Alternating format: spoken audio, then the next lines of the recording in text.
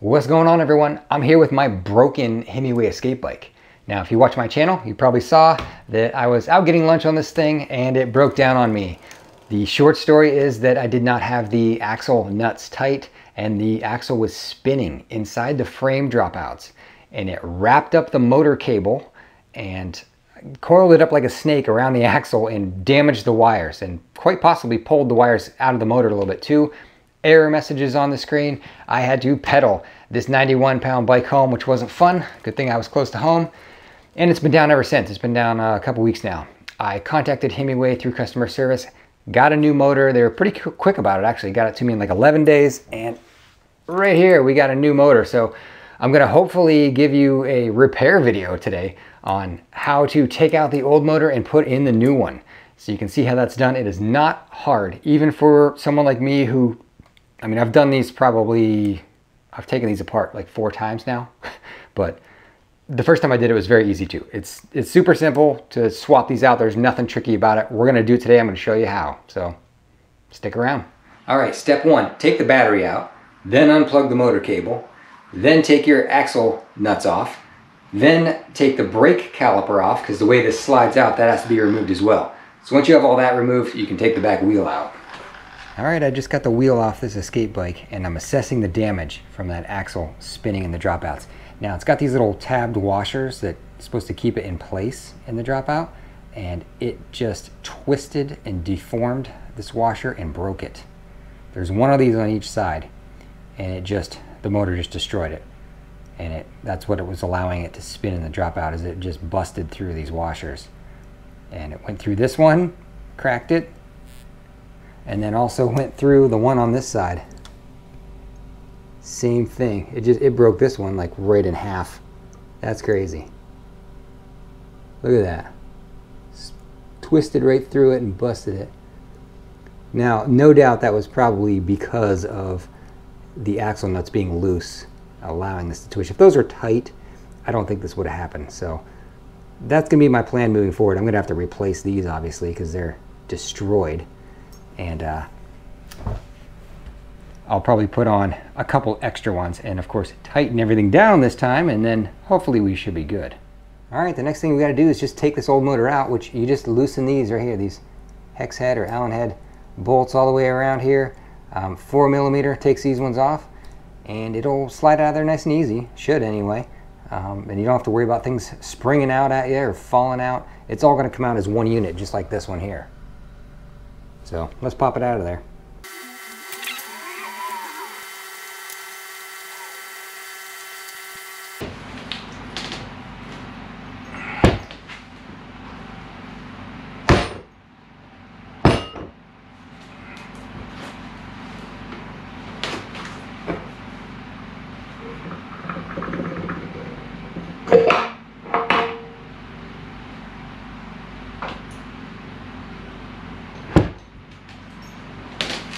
All right, well, there's the old and there's the new. The old one is on the right with all the white lithium grease all over it.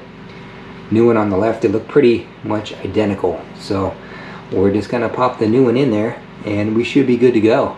All right, before I slide the new motor in, I just took some white lithium grease and spread it on the gears in there. I didn't put any on the actual motor. That should be enough in there. It's really just kind of caked in there. There's a lot in there. So should be plenty. Let's pop the new motor in.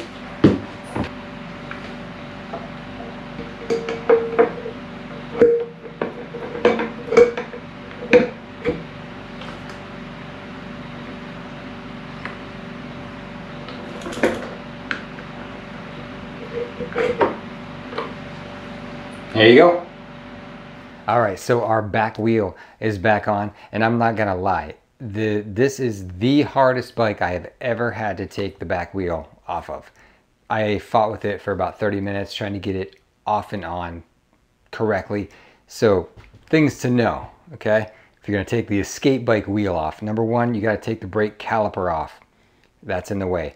You got to release the back fender. I released all of the fasteners for the back fender to give me room to work, to move that tire around. I released the chain off of the front chain ring to give me more slack. I almost took the chain completely off to get more slack, because that is the biggest piece, trying to get the side with the wire and the axle sticking out to get it around the chain.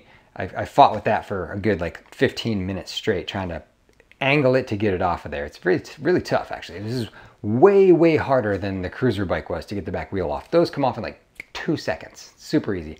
This was a challenge, so know that if you're taking the Escape back wheel off, don't freak out. Just, you know, just work at it. You'll figure it out. You got to just angle it out of there correctly. So that's the hardest part of this whole thing. The motor swap was so simple, easy. You just pull one motor out, put the other one in. That's the easiest part of this whole thing. Fighting with the back wheel was, you know, the hardest part. The way it slides out of the dropouts, it doesn't come up out of the dropouts when you have it upside down. It comes out the back and it runs into the chain. That's the problem. So, and then getting it back in, you have to have it lined up perfectly and get around the chain again. And you know, I kind of motivated the axle into the dropouts slightly. It was easier just to tap it with a rubber mallet than try to shove it in there and keep it balanced. As far as securing it, I only had one extra of those tabbed washers.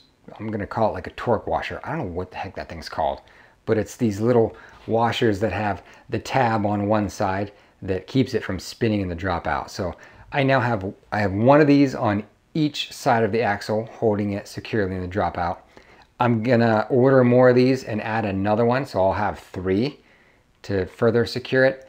So right now there's 2 on there, 1 on each side, and then of course I tightened the axle nuts up good and tight this time. So I think it's gonna be fine, honestly. That's how it was set up originally. It's just when those axle nuts came loose, that's what caused the problem and broke all these washers. So now that it is tight and secure, we should be fine. Let's test it really quick, make sure. So power on. We'll go up on our kickstand and we got power. So we are back in business. We got a working Escape bike again, sort of. There's more to come on this bike. This is turning into my project bike because the front forks are broken, I noticed. They've always been kind of funky and I never really investigated why. They spring just fine, they have suspension, but the little piece that holds the fork from extending all the way out is broken off. I don't even know what piece is missing, honestly, but something's wrong up there. So the forks are broken.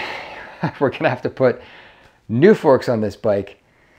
This thing, so whoever had this before me beat up on it, man. They really beat up on this bike. So I could just email Himiway and I'm sure they would send me a new set of forks. But if I'm going to go through the hassle of taking the wheel off and the handlebars and releasing the front fork and taking the whole front end of this bike apart, I'm going to put better forks on. So we're going to go aftermarket. I'm going to go try to find some, you know, maybe like some front air forks that'll fit to put on here. I don't know anything about this stuff, so I'm gonna have to investigate and see what size stuff I need, and we'll do that too. We'll fix the front forks. They're fine for now. They work. Like I said, they have suspension. They're just not right. And then the throttle is sticking again. I've already taken that completely apart once and apparently didn't fix it. So yeah, when you twist the throttle, it just stays twisted. It doesn't snap back. So I'm gonna have to order a new throttle. And if I'm gonna do that, then I might just put new grips on as well. Because yeah, why not, right? Let's just take our time. Let's just get this thing back functioning perfectly and with some added upgrades. So more to come on the Escape bike.